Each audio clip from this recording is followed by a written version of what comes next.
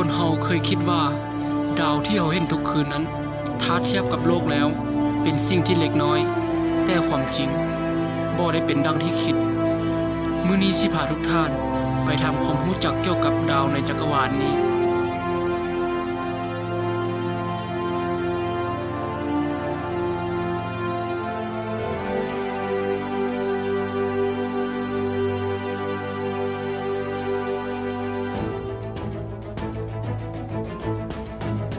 ลำดับที่1แม่น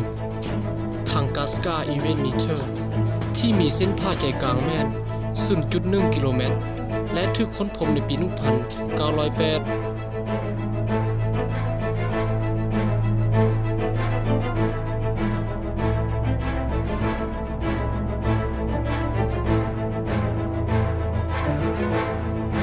ลำดับที่2แม่น Crab Pusherที่มีเส้นผ่าใจกลางแม่น 20 กิโลเมตรและถูกค้นพบในปี 1968 มีอุณหภูมิสูงถึง 5,504 องศาเซลเซียสและห่างไกลจากโลกของเฮาแม่น 7,175 ปีแสง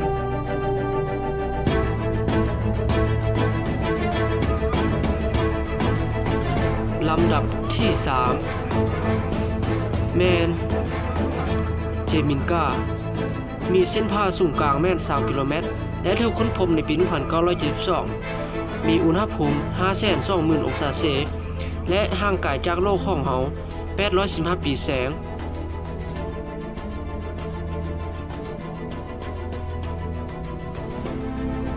อันดับที่4แม่น คาโวรามีเส้นผ่าใจกลาง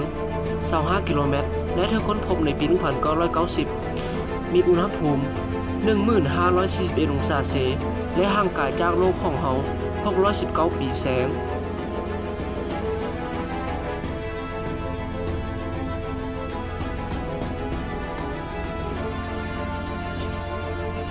ลำดับที่5แม่น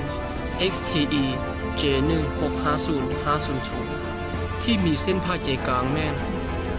25 กิโลเมตร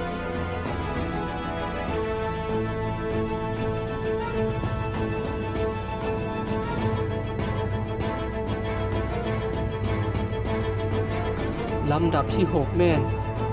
Vela X1 มีเส้นผ่าใจกลาง 28 กิโลเมตรและถูกค้นพบในปี 1826 มีอุณหภูมิ 31,226 องศาเซลเซียสและห่างไกลจากโลกของเฮาแม่น 8,593 ปีแสง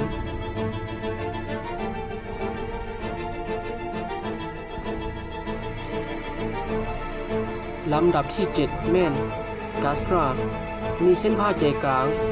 34 กิโลเมตรและถูกค้นพบในปี 1916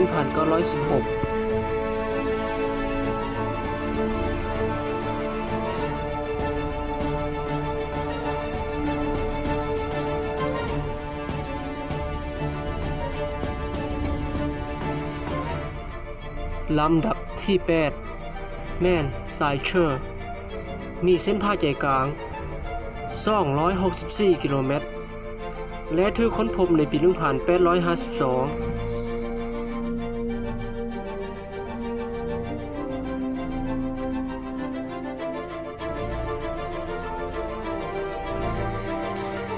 ลำดับที่9แม่น พาลัสมีเส้นผ่าใจกลาง 522 กิโลเมตรและถูกค้นพบในปี 1802 และมีความแรงโน้มถ่วงแม่น 0.215 เมตรต่อวินาทีกำลัง2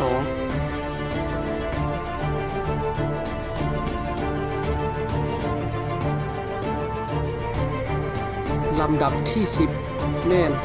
เซเรสมีเส้นผ่าใจกลาง 975 กิโลเมตรและถูกค้นพบในปี 2005 และมีอุณหภูมิสูงสุดแม่น -73 องศาเซลเซียส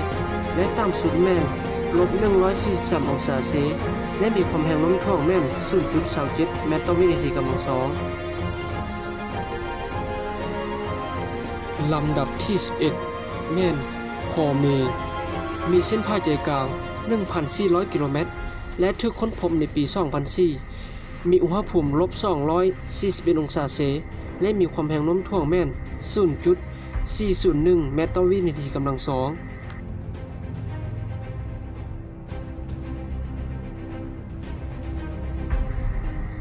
ลำดับที่12แม่น Maker มีเส้นผ่าใจกลางแม่น 1,420 กิโลเมตรถูกค้นพบในปี 2005 และมีอุณหภูมิ -239 องศาเซลเซียสและมีความแรงโน้มถ่วงแม่น 0.5 เมตรต่อวินาทีกำลังสอง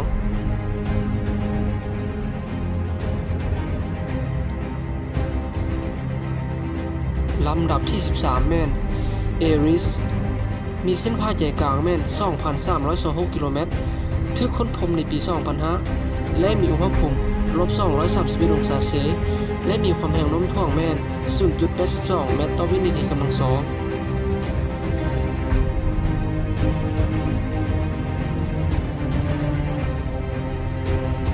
ลำดับที่14แม่น Plato มีเส้นผ่าใจกลางแม่น 2,374 กิโลเมตรถูกค้นพบในปี 1930 และมีอุณหภูมิสูงสุดแม่น -229 องศาเซลเซียสและต่ำสุดแม่น -380 องศาเซลเซียสและมีความแรงโน้มถ่วงแม่น 0.62 เมตรต่อวินาทีกำลังสอง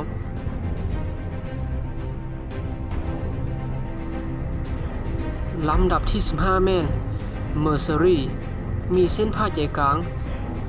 4,879 กิโลเมตรและถูกค้นพบเมื่อ 2,000 ปีก่อนคศมีอุณหภูมิสูงสุดแม่น 430 องศาเซลเซียสและต่ำสุดแม่น -280 องศาเซลเซียส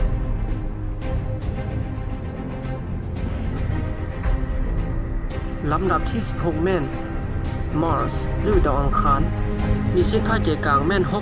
6,779 กิโลเมตรถูกค้นพบเมื่อ 1,045 ปีก่อนคศและมีอุณหภูมิสูงสุดแม่น 20 องศาเซลเซียสต่ำสุดแม่น -153 องศาเซลเซียสและมีความแรงโน้มถ่วงแม่น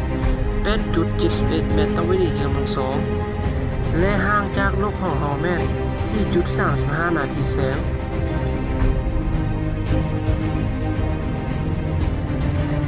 ลำดับที่17แม่น Ceres B มีเส้นผ่าใจกลางแม่น 11,700 กิโลเมตรและถูกค้นพบในปี 1894 และมีอุณหภูมิถึง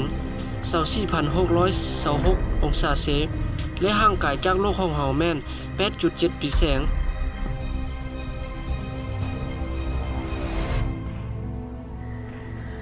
ลำดับที่18แม่น Venus หรือว่าดาวศุกร์มีเส้นผ่าใจกลางแม่น 12,104 กิโลเมตรถูกค้นพบเมื่อ 1,600 ปีก่อนคศและมีอุณหภูมิสูงสุดแม่น 467 องศาเซลเซียสต่ำสุดแม่น 462 องศาเซลเซียส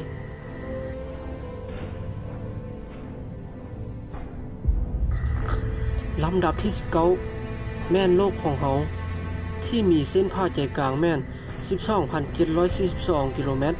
และมีอุณหภูมิสูงสุดถึง 58 องศาเซลเซียสและต่ำสุดแม่น -88 องศาเซลเซียสและมีความแรงโน้มถ่วงแม่น 9.8 เมตรต่อวินาทีกำลังสอง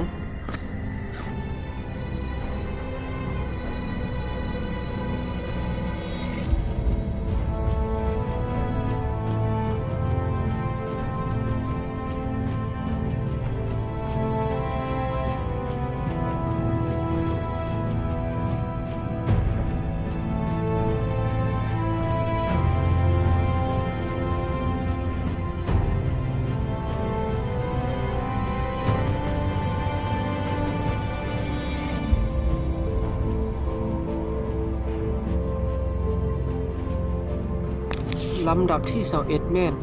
Neptune หรือว่าดาวเกตมีเส้นผ่าใจกลางแม่น 49,244 กิโลเมตรถูกค้นพบในปี 1846 และอยู่ห่างไกลจากโลกของเราแม่น 4 ชั่วโมงแสงและมีอุณหภูมิสูงสุดแม่น -201 องศาเซลเซียสและต่ำสุดแม่น -214 องศาเซลเซียส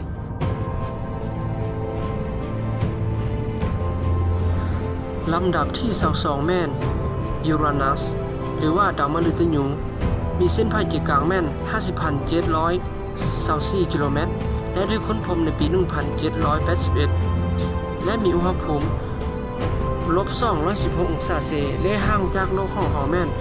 2.52 ชั่วโมงแสงมีความแรงโน้มถ่วงแม่น 8.69 เมตรต่อวินาทีกำลังสอง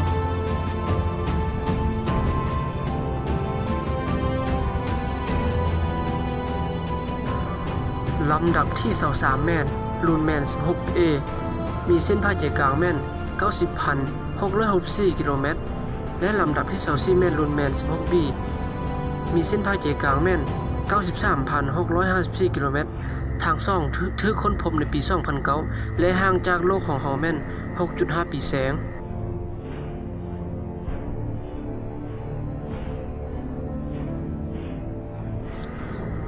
ลำดับที่25แม่น Saturn หรือว่าดาวเสาร์มีเส้นผ่าใจกลางแม่น 116,464 กิโลเมตรถือค้นพบในปี 1610 และมีอุณหภูมิสูงสุดแม่น -113 องศาเซและต่ำสุดแม่น -173 องศาเซและห่างจากโลกของเฮาแม่น 1.18 ชั่วโมงแสง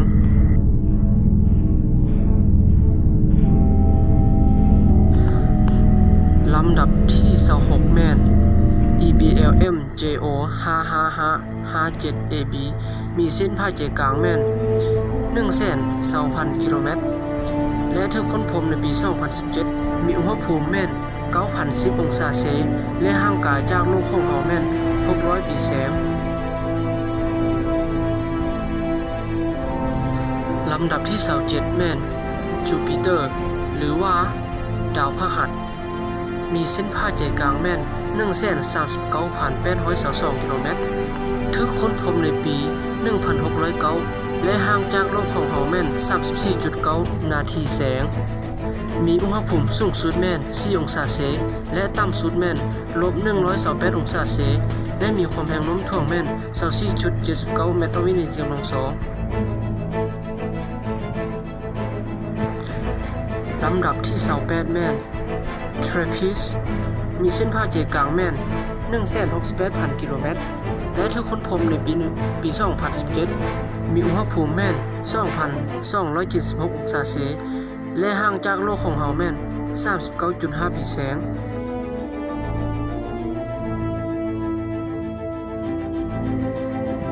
ลำดับที่29แม่น Proxima Centauri มีเส้นผ่าใจกลางแม่น 200,000 กิโลเมตรถูกค้นพบในปี 1915 และห่างจากโลกของเฮาแม่น 4.2 ปีแสงและมีอุณหภูมิสูงถึง 2,768 องศาเซ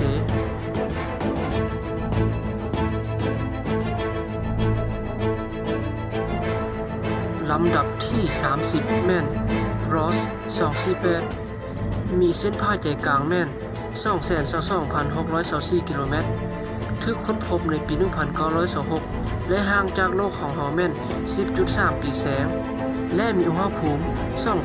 2,525 องศาเซ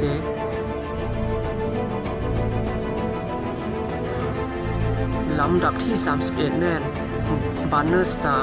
มีเส้นผ่าใจกลางแม่น 300,000 กิโลเมตรถูกค้นพบในปี 1916 และมีอุณหภูมิสูงถึง 2,860 องศาเซลและห่างจากโลกของเฮาแม่น 5.9 ปีแสง